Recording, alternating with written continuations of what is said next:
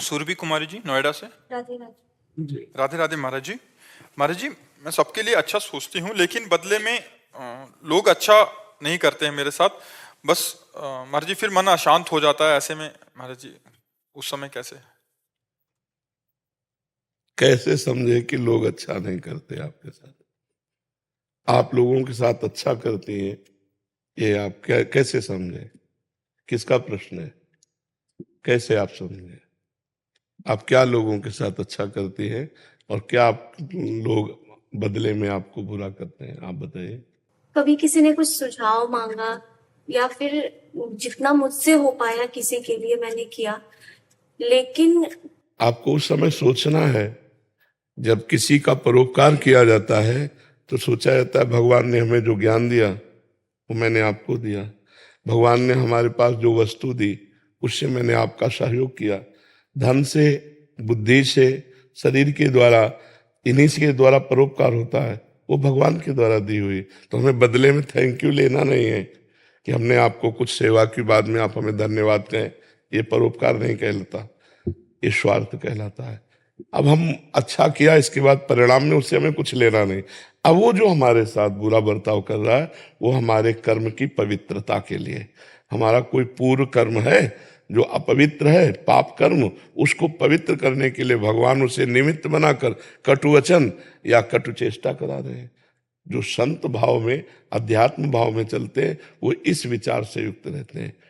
कबीरा निंदक नेरे राखे, आंगन कुटी छवाए, बिना साबुन बिना पानी निर्मल करे शोभाए।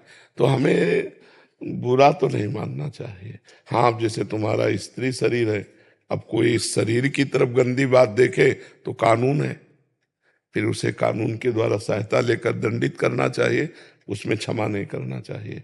जैसे मानो स्त्री शरीर है, अब कोई छेड़ रहा है, कोई परेशानी प्रकट कर रहा है, अब उसमें साधुता नहीं, अब सठे साठ्यम समाचरित, तो उसे कानून के हवाले कर दे।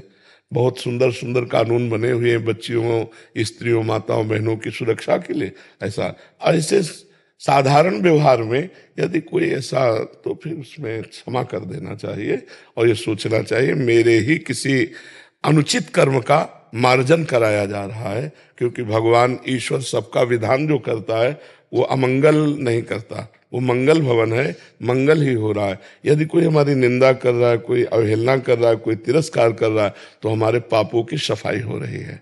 सम्मानम कल्याति घोर गर्णम नीचापमानम सुधा, श्री राधा मुरलीधरो भज सके वृंदावन माते। श्रीपाद प्रबोधानंद जी कह रहे, सम्मान को सदैव विष के समान समझे, नीच पुरुषों द्वारा किए हुए अपमान को अमृत के समान समझे और राधा माधव का भजन करे। मनुष्य जीवन की सार्थकता का यही स्वरूप। हमें बुरा तब लगता है जब हम सम्मान चाहते हैं और सम्मान नहीं मिलता। आपको सम्मान दिया, आप हमें सम्मान दें, आपका हमने हित किया, आप हमें धन्यवाद बोलें। ये प्रायः मनुष्य के अहम की पुष्टता के लिए मांग होती रहती है और भगवान इसी का नाश करते रहते हैं। ताते करें कृपा निधि दूरी, सेवक पर ममता अति भूरी। तो आप भगवान की कृपा पात्र हैं। अगर कोई आपकी ऐसे अवहेलना करता है तो आप उसे सहो, अगर कोई सांसारिक भावना से छेड़ता है तो उसे कानून के हवाले करो, अपनी मस्ती में रहो। राधा राधा राधा नाम जप करती हो है? आप बस अपना हाँ, नाम जप करती है आप? करते हो बट नहीं करती। नहीं, करते रहिए, नाम जप और करते रहिए। बैठे बैठे क्या करोगे? ओवर थिंकिंग करोगे, डिप्रेशन में पहुंच जाओगे। मन को नाम जप में लगाओ, मन को अधिक से अधिक नाम जप में लगाओ, तभी मंगल होगा जी।